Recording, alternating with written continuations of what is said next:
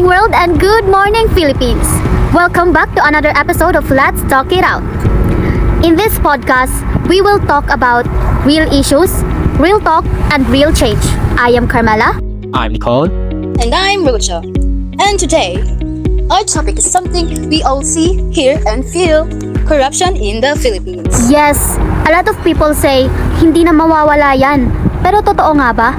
Today, we'll find out what ordinary people think because our team went out to ask students their thoughts about corruptions. And syempre, pagkatapos ng bawat sagot nila, we'll share our take and some lessons we can all reflect on. So let's start with our first interview. Para sa akin, ang corruption ay parang sakit sa lipunan.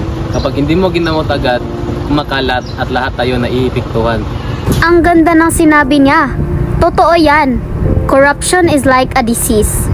Kapag pinabayaan, lalong lumalala. At hindi lang gobyerno ang tinatamaan, pati ang ordinaryong tao, tulad ng mga estudyante, mga manggagawa at mga pamilya na umaasa sa maayos na serbisyo.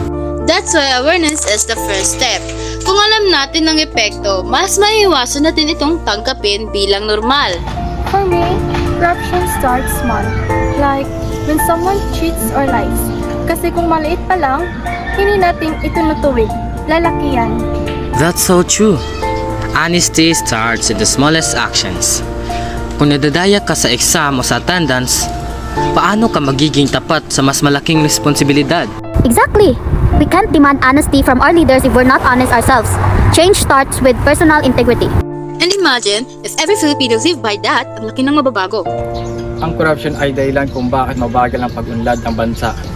Kasi imbes mapunta ang pera sa proyekto o sa edukasyon, napupunta sa bulsa ng bilang. That's such an important point. The biggest victims of corruptions are always the people.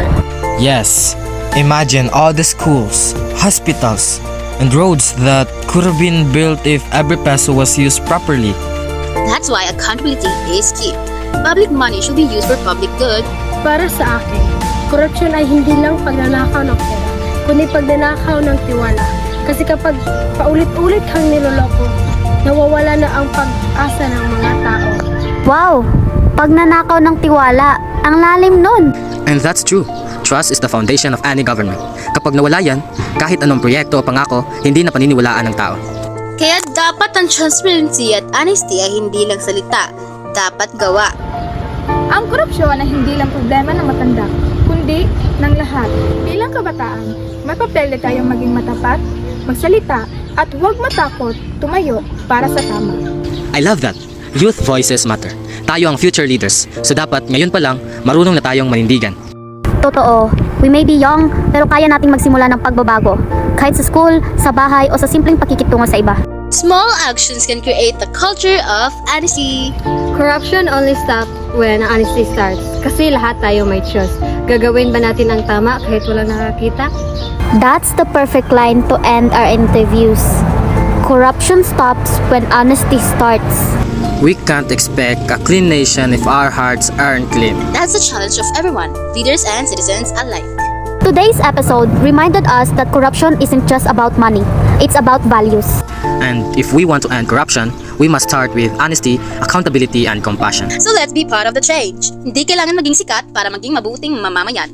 This is Let's Talk It Out, reminding you, ang pagbabago ay nagsisimula sa iyo.